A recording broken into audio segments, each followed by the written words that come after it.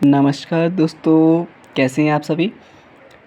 आप सभी एकदम स्वस्थ होंगे, चुस्त होंगे, तंदुरुस्त होंगे और अध्ययन कर रहे होंगे।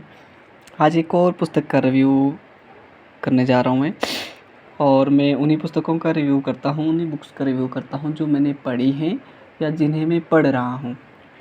तो अंतर्राष्ट्रीय संबंध एक ऐसा विषय है जिस पर लगभग कोई ऐसी पुस्तक नहीं मिल पाती है जो कि हमें अच्छा आउटकम दे सके।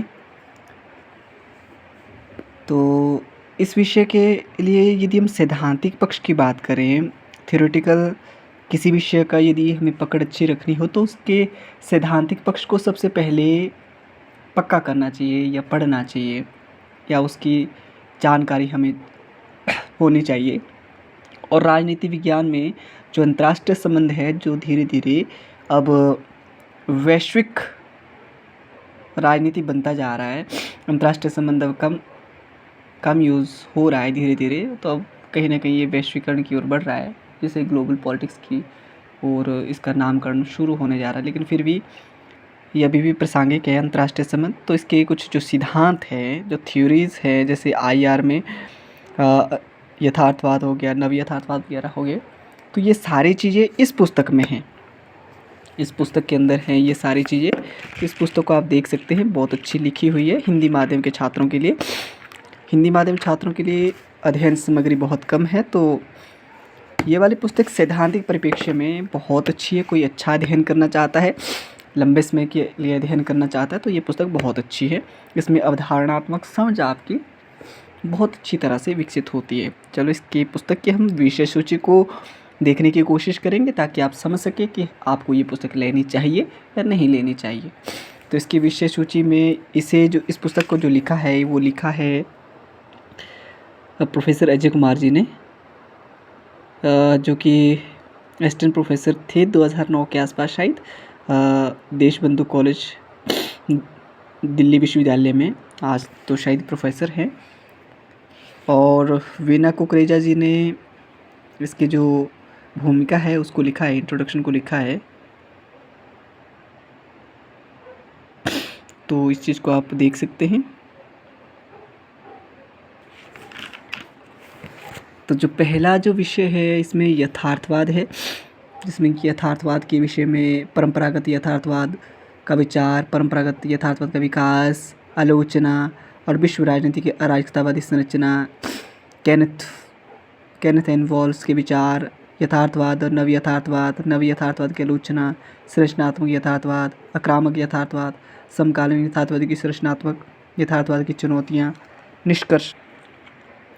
दूसरा जो टॉपिक है वो उदारवाद है, जिसे कि आईआर में जब हम पढ़ते हैं 1919 के बाद का, तो उसमें आदर्शवाद की बहुत ज़्यादा जंग छिड़ जाती है, आदर्शवाद बनाम यथार्थवाद। तो अंतर्राष्ट्रीय संबंध में कहीं ना कहीं आदर्शवाद को हम उदारवाद के नाम से भी जानते हैं।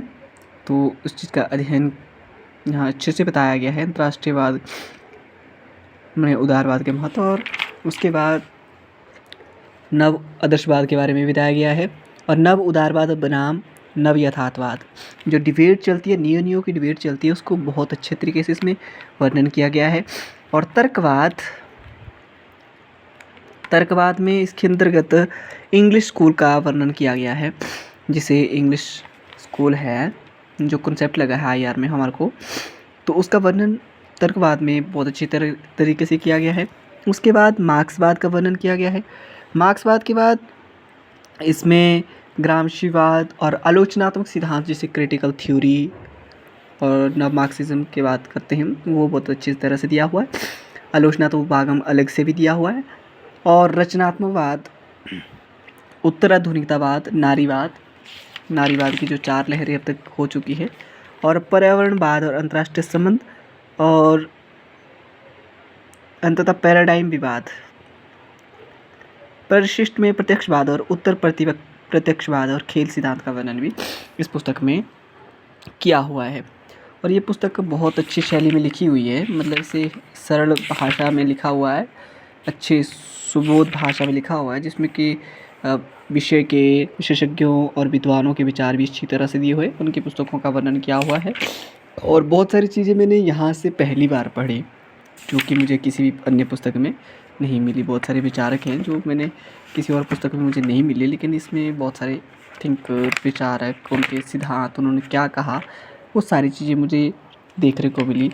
जो नए-नए विचारक हैं, कैट मिलेट है, शूलमिथ है, ऐसे जो विचारक हैं इनका नाम मैंने पहली बार इस पुस्तक से ही सुना। गैरेट हार्डी है। तो ये पुस्तक कहीं न सही मायने में